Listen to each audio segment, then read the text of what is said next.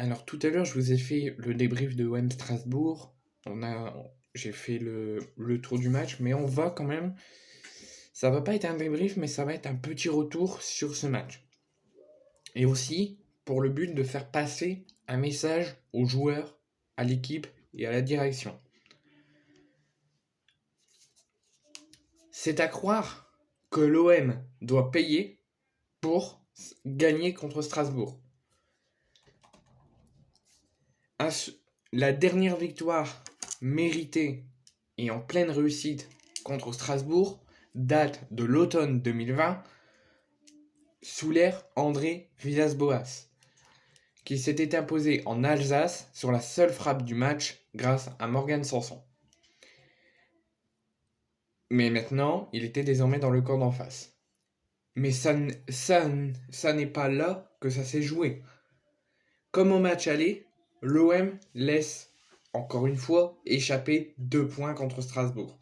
Je ne sais pas si vous vous en rappelez, à Strasbourg, on menait 2-0 grâce à un but de Bamba Dieng, un but de Dimitri Payet, si je ne me trompe pas, ou de quelqu'un d'autre. Et dans la fin de rencontre, on se fait revenir à 2-2. Et on laisse passer 3 points. Et on ne prend que 1 point. Bah là, on a refait pareil, mais cette fois-ci à la maison, c'est pour ça que c'est grave. Ces deux pertes de points, cette perte de points à Strasbourg, on en a gagné qu'un point, là au Vélodrome, risque de peser très lourd en fin de saison. Et déjà là pour la prochaine journée, le week-end prochain. Après tout, la déception du match aller s'est très vite évaporée. Parce qu'il y restait encore une vingtaine de matchs, on avait encore la chance de se rattraper. Mais celui-ci, le match nul d'hier, va être plus délicat déjà sur le principe. Car cela ressemble beaucoup, selon moi, à la goutte qui fait déborder le vase, à la faute de trop. L'OM avait une occasion en or de décaler un petit peu Lens de la deuxième place et de mettre Monaco à 7 points. Mais l'OM l'a raté. Alors on peut toujours rester contre le mauvais sort. Aoulou, 28 ans, qui n'avait jamais inscrit un doublé dans sa vie en match officiel, nous la met contre nous au Vélodrome. Se dire que c'est la faute de l'arbitre qui a expulsé Balerdi pour un contact très léger, ça non.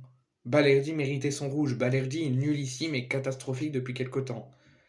Des fois, je l'ai toujours protégé. Je l'ai toujours dit, Balerdi va faire mieux, Balerdi va progresser. On a toujours des hauts et des bas. Mais là, c'est récurrent et c'est pas bon.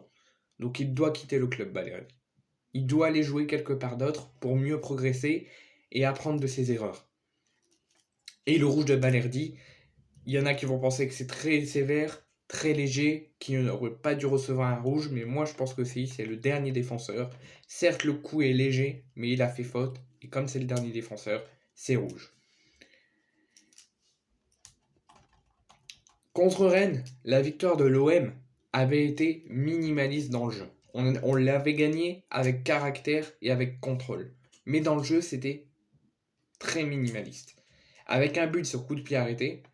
Contre Strasbourg, les 2 buts sont encore venus de ce côté. Coup franc de Malinowski, qui pour le premier grâce au but de Mbemba.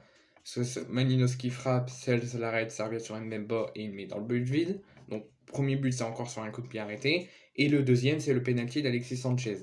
Alors oui, il y a encore eu des buts de défenseurs. Mais le fait que ça soit sur des phases arrêtées veut dire beaucoup sur le positionnement général des défenseurs dans les rencontres.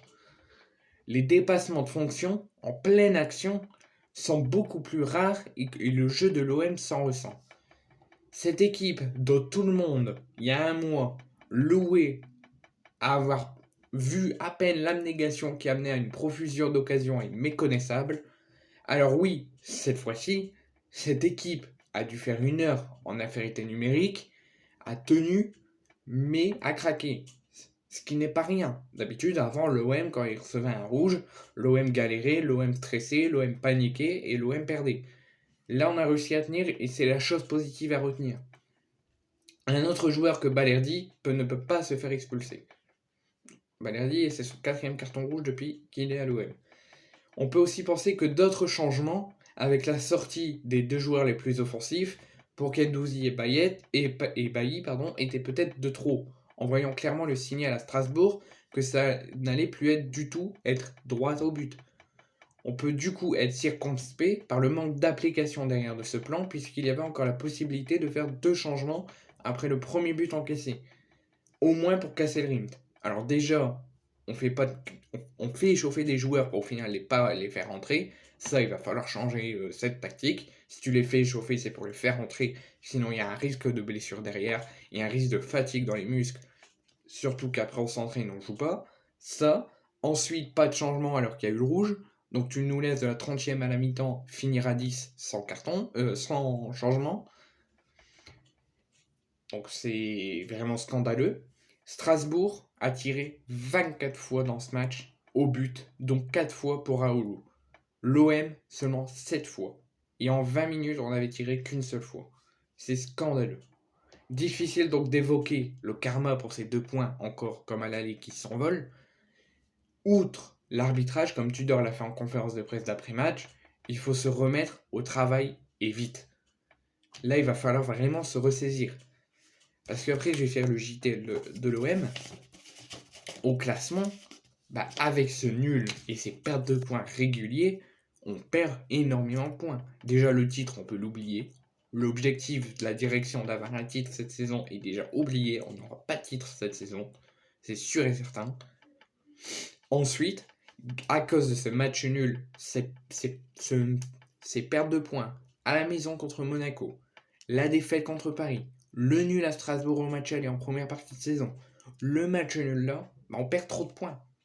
Et ça se voit parce que on aurait pu mettre 3 à 4 points Lens d'éloigné contre nous, on aurait pu mettre 7 points à Monaco, on aurait pu faire un gros tas dans le classement et conserver et sécuriser notre deuxième place jusqu'au week-end prochain. Là, Lens va affronter Angers. Nous, on va affronter Reims, ça va être très difficile. Et on risque très probablement de ne plus être sur le podium dimanche prochain, ou même ne plus être deuxième. Et ça, c'est à cause de vous. C'est à cause de vos putains de pertes de points. Là, on aurait dû gagner. C'est une grosse faute professionnelle de ne pas avoir joué pareil qu'au match aller contre Paris. Bon, après, ça, on laisse de côté. Mais les pertes de points réguliers contre Monaco, contre Strasbourg, à Strasbourg, là, alors qu'on menait 2-0, il va falloir vraiment réagir et se ressaisir. Alors dites-moi en commentaire ce que vous en pensez sur ce que l'OM est en train de faire en ce moment et sur ma vidéo. Mais moi je dis, l'OM pour l'instant, ça me fait mal de le dire, n'est plus droit au but. L'OM ne sait pas garder un score. Alors Rongy qui dit, si on fait ça jusqu'à la fin de la saison, mais qu'on finit deuxième, notre saison sera réussie. Non, notre saison ne sera pas réussie. On n'aura rempli qu'un objectif, qui est la deuxième place. Mais si on va pas sur ce qu'on est en train de faire, qu'on ne sait pas conserver un score, qu'on se fait éliminer par une équipe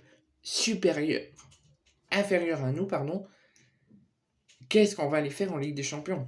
Alors oui, si l'OM veut à tout prix aller chercher la deuxième place, c'est ça que je veux. Je veux qu'à la fin de la saison, on finisse deuxième.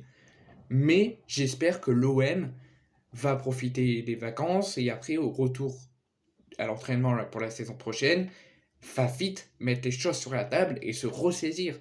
Parce que ça, si on joue comme ça, à perdre des points, à pas conserver le score ou à mal jouer contre des équipes qu'on mérite, qu'on doit les battre, je sais pas ce qu'on va faire en Ligue des Champions. Si c'est pour encore chaque année se qualifier et faire des mauvais parcours, autant arrêter de viser la Ligue des Champions. Viser d'être sans Coupe d'Europe ou viser d'être en Europa League ou en Conference League. Je suis désolé. Là, il va falloir vite se ressaisir. Là, il va falloir travailler dès aujourd'hui pour préparer la rencontre prochaine à Reims, qui va être très difficile. Et si on perd encore des points là contre Reims, déjà on risque de ne plus être deuxième, même en cas de victoire, si je ne me trompe pas, pendant la trêve de 2 semaines. Mais j'espère que là, on va travailler d'arrache-pied. Aucune pause. L'OM doit tout donner pour aller gagner à Reims. Et ensuite, pendant les 2 semaines de trêve, je veux pas de repos, je veux du travail. Là, cette fin de saison, on doit la consacrer au travail et à la victoire. On ne peut pas penser à quelque chose d'à côté. On doit gagner. C'est le principal. Là, l'OM est en train de faire du grand n'importe quoi. La direction, elle est muette. Pas de communication.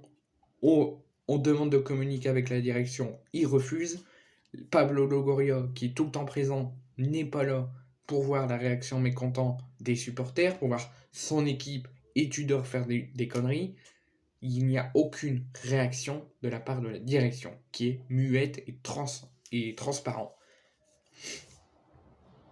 Faute professionnelle en Ligue des Champions en début de saison, faute professionnelle en Coupe, faute professionnelle là en Ligue 1 alors qu'on méritait de gagner et qu'on doit conserver le score. Ça va être quoi après? Ça va être faute professionnelle en fin de saison et on va pas finir sur le podium. Là, il va falloir se ressaisir et le plus vite possible. Et qu'il va falloir vite retourner au travail.